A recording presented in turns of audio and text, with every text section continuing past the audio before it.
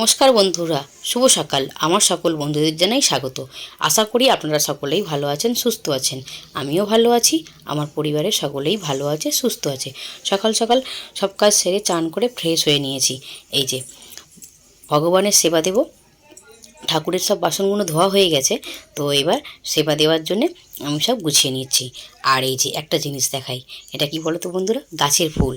আমাদের ছাদেতে যে কটা গাছ ছিল তার থেকে ফুল হয়েছে, আর সেই কটাই নামিয়ে নিয়ে এসেছি তুলে। আমার নয়, বাইরে থেকে কারো গাছের থেকে ফুল তোলা একদম পছন্দ হয় না। যেদিন থাকে সেদিন ফুল দিয়ে পুজো দিই, যেদিন না থাকে সেদিন এমনিই দিই। আর কালকে আমি একটু বাইরে বেরিয়েছিলাম, এই যে গাঁদা ফুল কিনে নিয়ে এসেছিলাম, সেটাও রয়েছে, সেটা দিয়েও পুজো দেবো। পুজো দিয়ে ওঠার পর আমার 1 মিনিটও সময় থাকে না, কারণ বাবু মাম দুজনেই স্কুল যায়। মাম কোনো দিন 10টায় যায়, কোনো দিন 11টায় স্কুল যায়। তো এই যে মাম স্কুলে চলে গেছে, আর এই যে বাবু স্কুল যাওয়ার জন্য রেডি হচ্ছে। ঘি গরম গরম ভাত করে নিয়েছি, আলু সেদ্ধ দিয়ে খাচ্ছে। মাম্মামের ড্যাডির ভাতটা বাড়া রয়েছে, আগে বাবুকে স্কুলে ছেড়ে দিয়ে আসবে, তারপরে সে খাবে। আর বাবু খেতে বসে গেছে, ঘি আলু ভাত দিয়ে মেখে নিয়েছি। আর এতটাই সময় শর্ট থাকে, এই যে চা দিয়েই গেছে বাবুর ড্যাডি, কিন্তু চা খাওয়ার সময়টুকু আমি পাইনি। বাবু আর মাম দুজনেই স্কুলে গেছে, আর বাবুর ড্যাডি যে দোকানে রয়েছে, তাই ভাবলাম যে বিছানা চাদরটা চেঞ্জ করে নিই। অনেক দিন ধরেই ভাবছি চেঞ্জ করব, কিন্তু সময়ের অভাবে করে উঠতে পারছি না। বিছানাটা চাদরটা চেঞ্জ করে নিয়ে সব গুছিয়ে নিয়েছি। আর এই যে শীতের কটা চাদর, তারপর সোয়েটার বার করে নিয়েছি, ওগুলো তুলে রাখবো গুছিয়ে। 12:30টা বেজে গেছে, মামের স্কুলে ছুটি হয়ে গেছে। তো মামের ড্যাডি আনতে গেছে। বাবুকে স্কুলে দিয়ে আসা নিয়ে আসা, মামকে স্কুলে দিয়ে আসা নিয়ে আসা সবই মামের ড্যাডি করে। আমি বাড়িতে থাকি, আর যেই সময়টা মামের ড্যাডি বাইরে বেরোয় সেই সময়টা আমাকে দোকানে বসতে হয়। এই যে মামের ড্যাডি গেছে দোকানে, এসে কিছু খদ্দের ছেড়েছি, আর এখন খালি আছি, তো ভাবলাম আপনাদের সঙ্গে একটু শেয়ার করি। মামসোনা স্কুল থেকে চলে এসেছে, এই যে এসে ড্রেসটা খুলে নিয়েছে। ওর প্রথম কাজ হচ্ছে ও ঢুকেই আগে হাত পা ধুয়ে তারপর ঘরে ঢোকে। ও ড্রেসটা খুলে জল খেয়ে আর এই যে কলা খাচ্ছে। ওকে ডাক্তার কলা খেতে বলেছে, আর এমনিতেও ও কলা খেতে ভীষণই ভালোবাসে। আর এদিকে আমি সবজি কেটে গুছিয়ে নিচ্ছি। লাউ শাক কেটেছি, লাউ শাক খেতে না আমার ভীষণ ভালো লাগে। লাউ শাক কুমড়ো শাক ভীষণ একটা পছন্দের খাবার। আর তার সাথে একটু বেগুন ভাজা করব। আর এই যে এদিকে লাউ শাকের ডগার মুসুর ডাল দিয়ে সেদ্ধ করে নিয়েছি। এটা কিন্তু খেতেও দুর্দান্ত হয়। লম্বা লম্বা করে বেগুন কেটে লবণ হলুদ মাখিয়ে এই যে বেগুনটাকে ভেজে নিচ্ছি। আর এপিট ওপিট করে লাল করে ভেজে নিয়েছি। আর এই যে দেখো, 1 পোলা তেল দিয়েছি। লম্বা করে বেগুন কেটে ভেজেছি বলে তেল দেখা যাচ্ছে, আর যদি এটা গোল গোল করে কেটে ভাজতাম না, একটুও তেল দেখা যেত না। কেউ বলবে এটা আমি 1 পোলা তেল দিয়ে বেগুন ভাজছি। আর গোল করে বেগুন ভাজলে না, যতই তেল দাও তেল কম পড়ে যায়। কাজু বাটা দিয়ে লাউ শাক বানাবো, খেতে কিন্তু দুর্দান্ত হয়।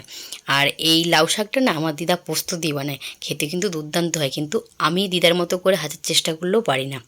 যখনই লাউ শাক বানাই তখনই আমার দিদার কথা মনে পড়ে।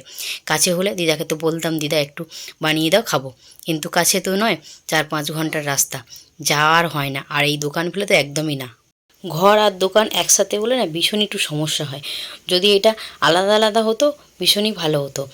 তাহলে কি, দোকান বন্ধ করলেও ঘরে থাকলেও অসুবিধা হতো না। কিন্তু একটা দিন যদি ভাবি যে শরীর খারাপ, দোকান বন্ধ করে রাখি, কিন্তু তার উপায় নেই।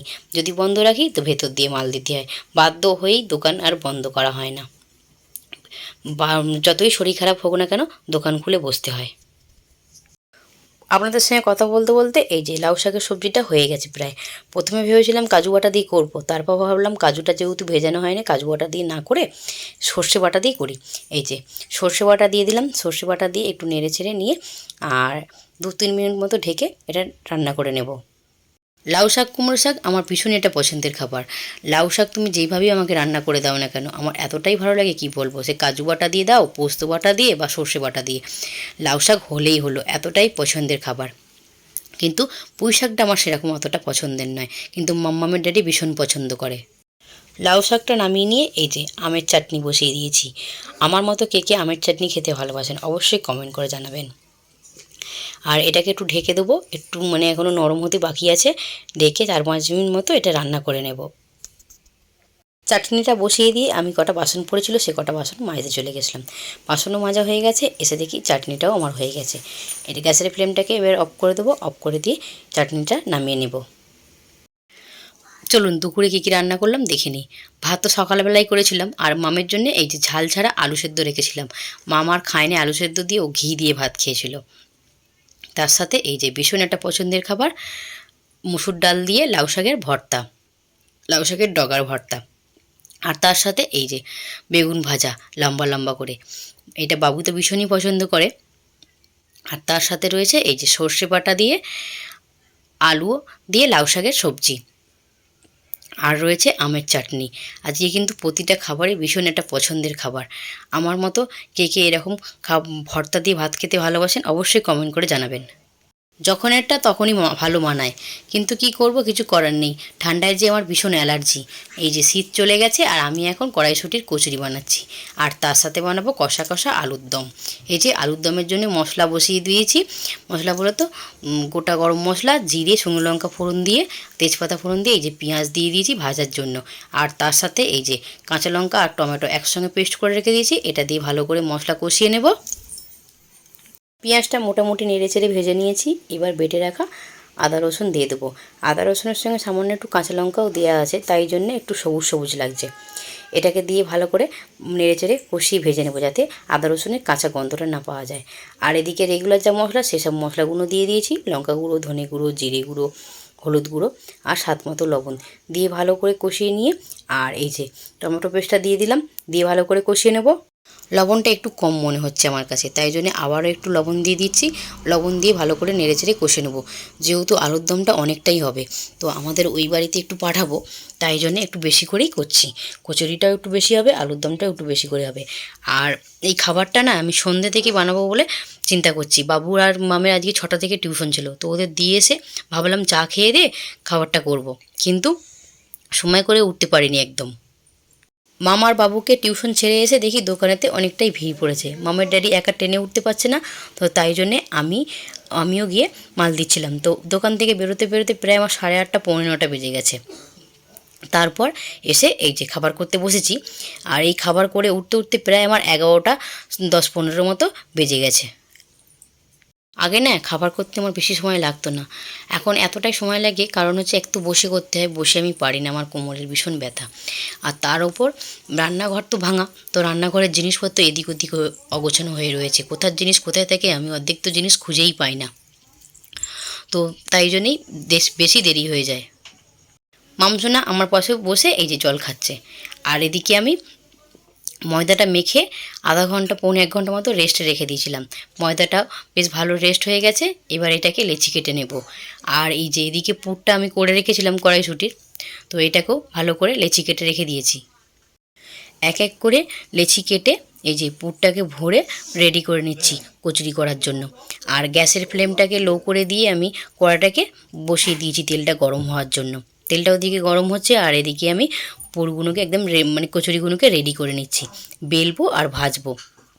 বাবু তো দেখে ভীষণই খুশি হয়েছে, কারণ ও তো ভীষণই আমার মতো শুকনো জিনিস খেতে ভীষণই ভালোবাসে। আর চটপটা খাবার হলে তো আর কিছু কথাই নেই। সময়ের অভাবে সত্যি বলতে সেরকম কিছু বানিয়ে উঠতে পারি না। কচুরিটা ভাজতে তুলে দিয়েছি, এক পিঠ ভাজা হয়ে গেছে, আর এক পিঠ উল্টে দিচ্ছি। একটু বড় বড় সাইজ করে করে নিয়েছি, কারণ ছোট ছোট করলে অনেকটা সময়ই লাগবে বেলতে ভাজতে। তো কোমর নিয়ে না আর বসতে পারছি না, এতটাই কোমরের যন্ত্রণা হচ্ছে কি বলবো। আগে এসব ছিল না, মাম হওয়ার পর থেকে ভীষণই এইসবের প্রবলেমগুলো দেখা দিচ্ছে। কচুরি ভাজা প্রায় আমার শেষের পথে। এই যে একটা ভাজছি, আর একটা দুটো হয়তো আছে ভাজতে, বাকি সব ভাজা প্রায় আমার হয়ে গেছে। এই যে একটা একটা করে ভাজতে হচ্ছে, তাই জন্য একটু টাইম লাগছে। যদি এটা 4টে 5টা করে ভাজা যেত তাহলে অনেকটাই টাইম কম লাগতো, কিন্তু বড় বড় করে ভাজছি তো বেশি সময় লাগেনি। আর এটা করেই ছেলে মেয়েদের খেতে দেবো, অনেকটাই রাত হয়ে গেছে। ওদের আগে খেতে দিয়ে দেবো, কেন বাবু তো ঘুমিয়ে পড়বে তাই। সব কটা কচুরি এইভাবে টপকা টপকা হয়ে ফুলে উঠেছে, আর একটা কচুরিও কিন্তু ফেটে যায়নি বা তেল ঢুকে যায়নি, একদম ফুলো ফুলো হয়েছে।